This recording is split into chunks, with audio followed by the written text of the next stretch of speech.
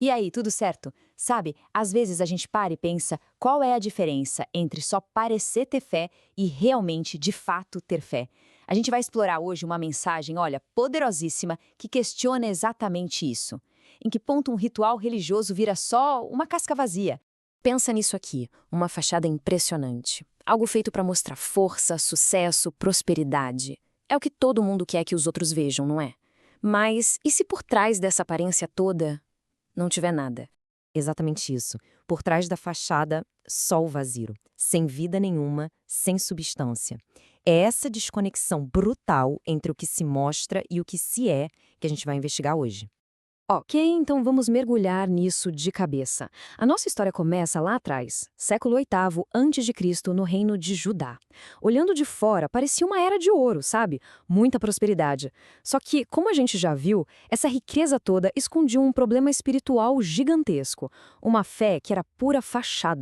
Para a gente entender bem essa ideia, a análise que estamos seguindo usa uma ilustração histórica, cara, fascinante. A das aldeias Potemkin. O marechal russo Grigori Potemkin construiu cenários super elaborados para impressionar a imperatriz. Eram literalmente só fachadas. Assim que ela passava, pum, desmontavam tudo. A grande sacada aqui é que o povo de Judá tinha transformado a fé deles numa grande aldeia Potemkin. Muito bonita por fora, mas completamente vazia por dentro. Mas como é que essa fachada era vista por quem, em teoria, ela deveria agradar? É aqui que a coisa fica séria. Porque não era só sobre rituais vazios, era sobre algo que tinha se tornado profundamente ofensivo para Deus. Agora, o que é muito interessante nesse slide é essa divisão clara. O povo focava no como da adoração. Os sacrifícios, os rituais, a liturgia. Eles conheciam o manual de instruções de cor e salteado. Mas Deus desejava o porquê. Obediência, um relacionamento de verdade, justiça, um coração transformado. A fonte que a gente está usando traz uma analogia poderosa. Era como um marido infiel que tenta compensar a traição com presentes caros. Os presentes não só não consertam o problema, como viram um insulto, um lembrete da infidelidade. E essa rejeição é dita assim, de forma direta, sem rodeios. Essa citação do profeta Isaías não deixa nenhuma margem para dúvida. A mensagem é dura. Uma performance religiosa, por mais perfeita que seja, sem um coração sincero, não vale absolutamente nada. E se você está pensando que o problema era só ritual vazio, se prepara. A situação era muito, mas muito pior.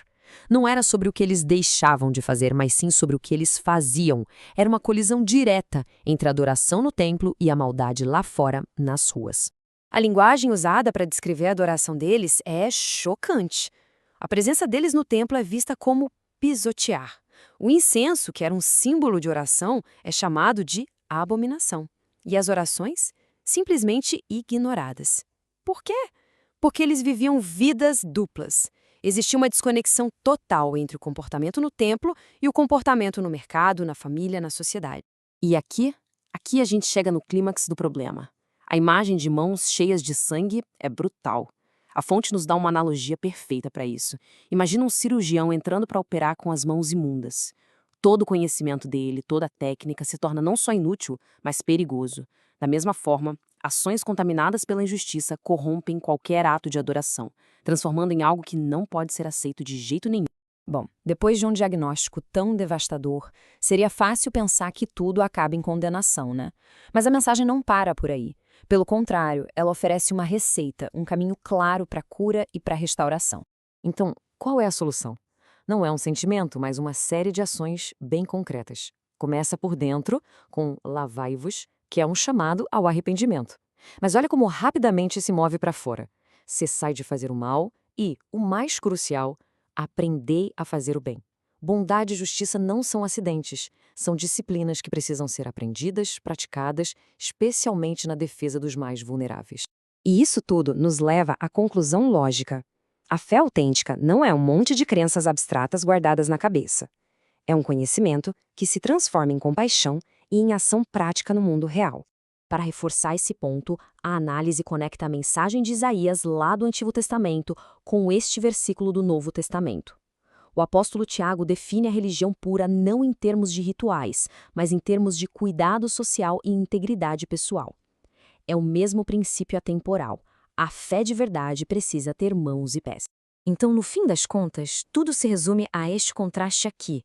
De um lado, uma adoração vazia, que é só ritual e teoria. Do outro, uma fé verdadeira, onde o relacionamento leva à obediência, a ética se integra com a adoração e o conhecimento se manifesta como compaixão na prática. É a diferença entre uma fachada oca e uma estrutura viva, sólida. E a fonte nos deixa com esta reflexão final, usando a analogia de um manual de primeiros socorros. Pensa bem, de que adianta saber todas as técnicas se a gente não aplica para salvar uma vida? O conhecimento se torna inútil, talvez até cruel, se não virar ação. A questão que fica então é esta: a nossa fé é algo que a gente só estuda ou algo que a gente realmente vive?